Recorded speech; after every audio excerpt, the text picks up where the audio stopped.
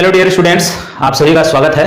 और यदि आप पढ़ाई में अगर एंजॉय खोजते हैं ना, मजा ढूंढते हैं, क्योंकि आजकल हर कोई क्या है, एंजॉय चाहता है, हर चीज में एंजॉय चाहिए उसको। तो यदि आपको पढ़ाई में एंजॉय करना है तो आपको थोड़ा रुकना पड़ेगा, थोड़ा ठहरना पड़ेगा, है ना। तो जो कुछ भी आज मैं स्टेप बाय स्टेप जो कुछ भी मैं डिस्कस करूंगा, जो भी बेसिक कॉन्सेप्ट में डिस्कस करूंगा, आपको हर स्टेप में मजा आएगा, एंजॉय आएगा, कुछ नई चीजें मिलेंगी।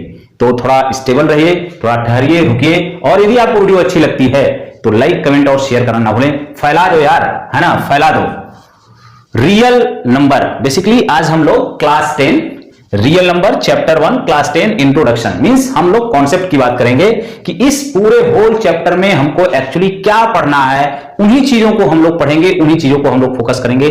बाकी अन्यथा जो अदर चीजें हैं उनको हम लोग उतना फोकस करके नहीं पढ़ना है, क्योंकि भाई पढ़ते तो हम सभी लोग हैं, लेकिन क्या पढ़ना है, कैसे पढ़ना है, यही नहीं पता है। अगर आपको पता हो जाए कि क्या पढ़ना है, कैसे पढ़ना है, कितना पढ़ना है, तो आपका काम बन गया। आपको टॉपर होने से कोई नहीं रोक सकता। तो रियल नंबर, तो चैप्टर का नाम ही रियल नंबर। प्रीवियस क्लास में, क्लास 9 में आप लोगों ने ऑलरेडी रियल नंबर पढ़ा होगा। रियल नंबर क्या होता है भाई? रेशनल और इरेशनल। रेशनल और इरेशनल नंबर को मिलाकर के हम लोग बोलते हैं कि भाई ये रियल नंबर है। रेशनल नंबर भी आपने क्लास 9 में पढ़ा होगा कि rational number it can be written in the form of p by q where p q are integers and q not equal to 0। Definition आप लोगों ने पढ़ा होगा कि भाई रेशनल नंबर क्या होता है। इरेशनल भी पढ़ा होगा कि it can not be written in the form of p by q where p q are integers and q not equal to 0। तो ये दोनों रेशनल और इरेशनल बिल्कुल डिफरेंट टाइप के नंबर हैं, और दोनों को अगर एक साथ मिला दिया जाए तो हमको कौन सा नंबर मिल जाता है? रियल नंबर मींस वास्तविक संख्या, जिसे हम लोग कहते हैं। तो वास्तविक संख्या को ही हम लोग क्लास 10 में बेसिकली पढ़ेंगे। और यहां पर हमको सिर्फ दो ही कॉन्सेप्ट को पढ़ना है, मींस ओनली 2 कॉन्सेप्ट, है ना। अगर दो कॉन्सेप्ट यदि आपने पूरी तरह से क्लियर समझ लिया और क्लास 9 के भी चीजों को थोड़ा जानते हैं अगर आप, तो आपको क्लास 10 में 40% 30% ही पढ़ना है।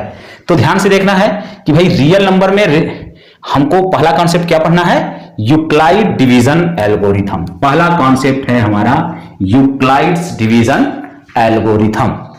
देखिए एल्गोरिथम क्या होता है ना। एल्गोरिथम क्या है, ये मैंने राइट साइड में राइट कर रखा है। एल्गोरिथम है is a series of well defined step which gives A procedure for solving A type of problem.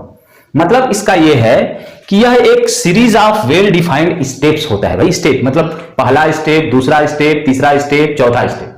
तो पहले के बाद ही दूसरा स्टेप आना है और दूसरे के बाद ही तीसरा स्टेप आना है।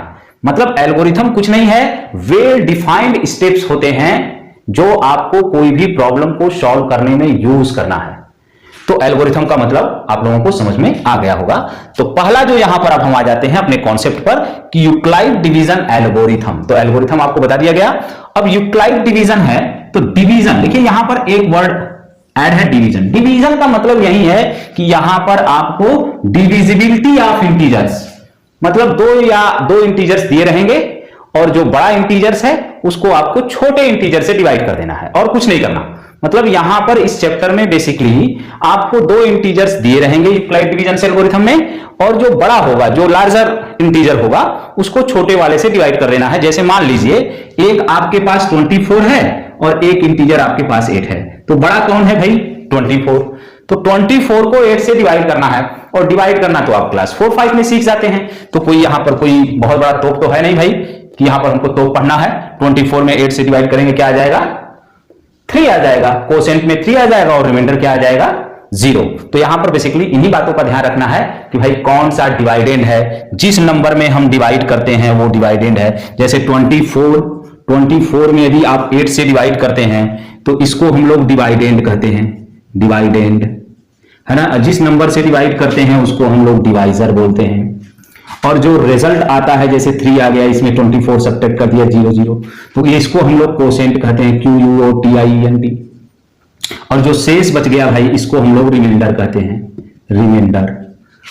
तो इतनी बातें आपको बस अगर यहां पर पता है तो आपको यूक्लाइड्स डिवीजन एल्गोरिथम को समझने में बिल्कुल ही प्रॉब्लम नहीं होगी। और वो क्या है मैं आपको नेक्स्ट बताऊंगा ही कि क्या है। और इतना आपको पता हो कि भाई क्या डिवाइडेंड है, क्या डिवाइजर है, क्या कोसेंट है, क्या रिमाइंडर है। जो बड़ा नंबर है उसमें छोटे नंबर से आपको डिवाइड करना है एक्चुअली, और यहां पर आपको ज्यादा कुछ नहीं करना है। तो थोड़ा ध्यान से देखना है। अभी भी आपको एंजॉय आता रहेगा, बस ध्यान से वीडियो में बने रहिए। दूसरी बात इसमें है, पहला क्या था क्यूक्लाइड डिवीजन एल्गोरिथम मतलब क्या है, तो यहां क्या है डिविजिबिलिटी ऑफ इंटीजर्स। पहला क्या था डिविजिबिलिटी ऑफ इंटीजर्स मींस दो इंटीजर आपको दिए हैं और बड़े इंटीजर में छोटे वाले से आपको डिवाइड करना है। और इसका आ जाता है कि भाई यूक्लाइड डिवीजन एल्गोरिथम का एप्लीकेशन क्या है। एप्लीकेशन का मतलब कुछ नहीं, बस इसका यूज क्या है भाई। यूक्लाइड डिवीजन एल्गोरिथम का कहां यूज करेंगे, क्या करना है उसका, तो एप्लीकेशन मींस है compute the HCF of two positive integer.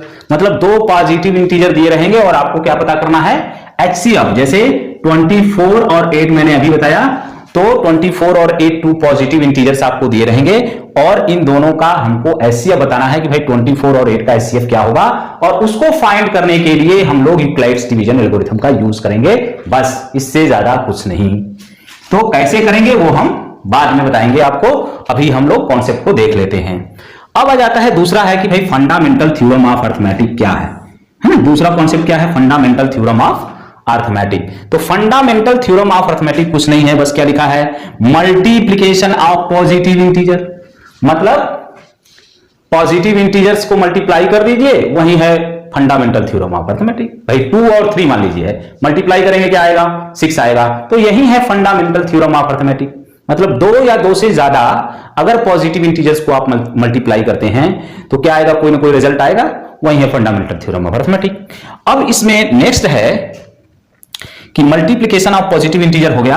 अब है कंपोजिट नंबर, क्योंकि इसमें कंपोजिट नंबर आ जाता है कि भाई कंपोजिट नंबर एक्चुअली है क्या। तो कंपोजिट नंबर कुछ नहीं, बस ध्यान रखना है थोड़ा सा, composite number can be expressed as product of primes in unit way, है ना। मतलब can be express as product of primes. तो कंपोजिट नंबर जो होते हैं एक्चुअली प्राइम फैक्टराइजेशन होते हैं। जैसे सबसे स्मॉलेस्ट कंपोजिट नंबर क्या होता है 4, है ना। क्यों, क्योंकि 4 को हम क्या कर सकते हैं 2 इंटू 2। 2 इंटू 2 क्या है भाई, ये प्राइम नंबर है दोनों, है ना, ये प्राइम नंबर है, 2 क्या है प्राइम नंबर। इसके बाद कंपोजिट नंबर कौन आता है भाई 6, 5 नहीं, 5 मत बोल देना, है ना। 5 कंपोजिट नंबर नहीं है क्योंकि उसका प्राइम फैक्टराइजेशन नहीं होगा। अगर हम 5 का प्राइम फैक्टराइजेशन करेंगे तो 1 इंटू 5 हो जाएगा, और 1 क्या है प्राइम नंबर नहीं है, तो इसलिए इसको नहीं टेकन करना है। 6 आ जाएगा, 6 क्या है 2 इंटू 3। तो देख रहे हैं दो पॉजिटिव इंटीजर हैं और दोनों क्या हैं प्राइम नंबर है, तो composite number or prime factorization. 4 smallest composite number है, 6 उसके बाद वाला है। तो ध्यान रखना है 4, 6, 8, है ना, 9, 10। 9 है भाई, 9 कंपोजिट नंबर है ना।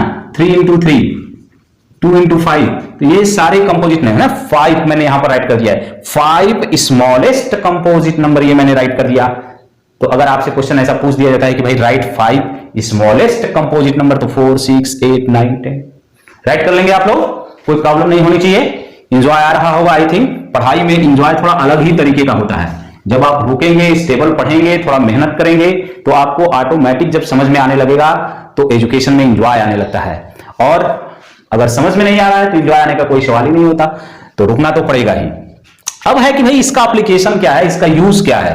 तो एप्लीकेशन में क्या है, use to prove the irrationality of number. पहला इसका जो इसमें देखिए एक ही एप्लीकेशन था, फाइंड द HCF या compute the HCF of two positive integer Euclid division algorithm में। लेकिन इसमें 2 एप्लीकेशन है। पहला क्या है, use to prove the irrationality of number. Use to prove the irrationality of numbers, मतलब कोई आपको नंबर्स दिया रहेगा, जैसे आपने इरेशनल नंबर पढ़ा होगा क्लास 9th में, जैसे √2, √3, √5, √6, √7, तो ये सारे इरेशनल नंबर हैं।